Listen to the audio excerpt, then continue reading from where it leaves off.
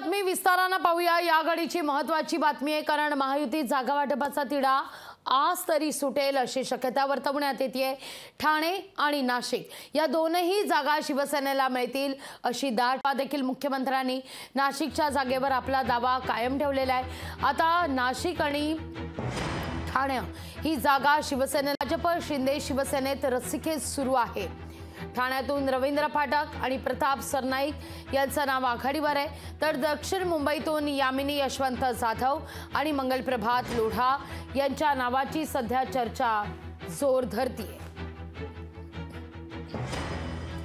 याच विषयी अधिक माहिती घेण्याकरता थेट जाऊया आपले प्रतिनिधी भूषण शिंदे यांच्याकडे। भूषण, खरं तर आपण म्हणूया गेल्या अनेक दिवसांपासून वारंवार या मुद्द्यावर चर्चा करतोय। आज तिढा सुटणार, उद्या तिढा सुटणार, 48 तासात तिढा सुटणार, पुढच्या 3 दिवसात तिढा सुटणार, पण तिढा काही सुटत नाहीये।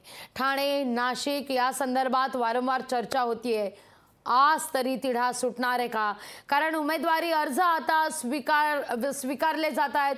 तिसऱ्या टप्प्यातल्या मतदानाकरता किंवा 5व्या टप्प्यातल्या आपण म्हणूया मतदानाकरता उमेदवारी अर्ज हे आता भरण्याची लगबग सुरू झालेली आहे।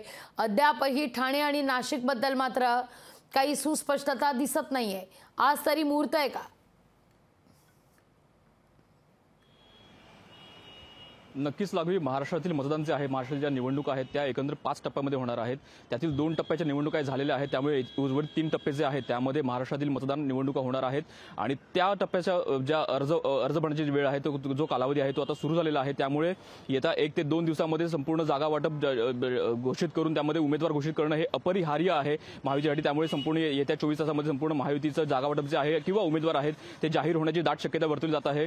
अगदी ठाणे आणि नाशिक ह्या ज्या 2 जागा आहेत ज्यामध्ये भाजप आणि शिवसेना, शिंदेची शिवसेना याच्यामध्ये रस्सीखेच पाहायला मिळत होता, त्या दोन्ही जागांचा तिढा सुटताना आपल्याला पाहायला मिळत आहे। त्या दोन्ही जागा आहेत शिंदेच्या शिवसेनेला मिळणार आहेत अशा प्रकारची विश्वसनीय सूत्रांची माहिती आहे। त्यामुळे त्या दोन्ही जागांमध्ये नेमके शिवसेनेचे कोणते उमेदवार असतील हे देखील पाहणं महत्त्वाचं असेल। मात्र सध्या तरी महायुतीचा जागा वाटप जो आहे, जो तिढा आहे तो सोडवणं हे अपरिहार्य आहे, कारण लवकर त्यांना निवडणुका मध्ये तो सामोरं जायचा आहे आणि त्यामध्ये प्रचाराला मोठा फटका बसताना आपल्याला पाहायला मिळत आहे। त्यामुळे तो फटका कमीत कमी बसावा यासाठी जागा वाटप होणं आणि उमेदवार जाहीर होणं हे अपरिहार्य आहे। लागवी। भूषण, तुम्ही म्हणताय की लवकरात लवकर या सगळ्या संदर्भात घोषणा होऊ शकते, पण साधारण आज किती वाजेपर्यंत या सगळ्या संदर्भात अधिकृत घोषणा होईल? काही संकेत मिळतात का या संदर्भात?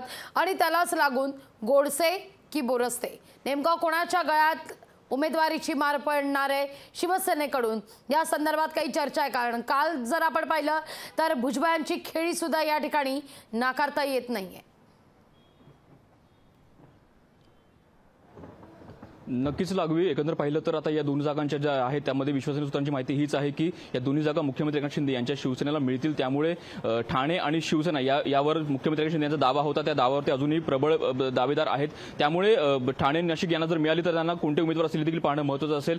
नाशिकमध्ये गोडसे यांचं काहीसं पारडं जे आहे ते जड आपल्याला पाहायला मिळत आहे, त्यामुळे गोडसेंच्या गळ्यात उमेदवाराची माळ पडेल हे आता जवळपास निश्चित मानलेलं जात आहे। त्यामुळे अधिकृत घोषणा जी आहे ती आज किंवा उद्या होऊ शकते, येत्या 24 तासामध्ये संपूर्ण घोषणा होईल। मात्र सध्या तरी वेट अँड वॉचच्या भूमिकेमध्ये आहे आणि एकंदर जर प्रचाराचा कालावधी पाहिला तर प्रचाराचा कालावधी कमीत कमी मिळताना आपल्याला पाहायला मिळत आहे।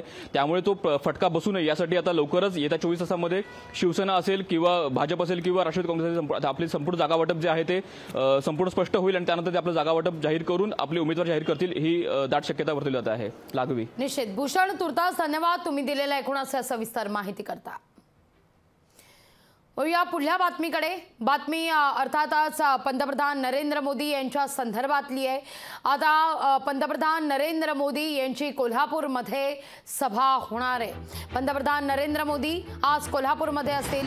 महायुतीचे उमेदवार संजय मंडलिक आणि धैर्यशील मानेंच्या प्रचाराकरता पंतप्रधान नरेंद्र मोदी यांची कोल्हापूरमध्ये आज तोफ धडाडे।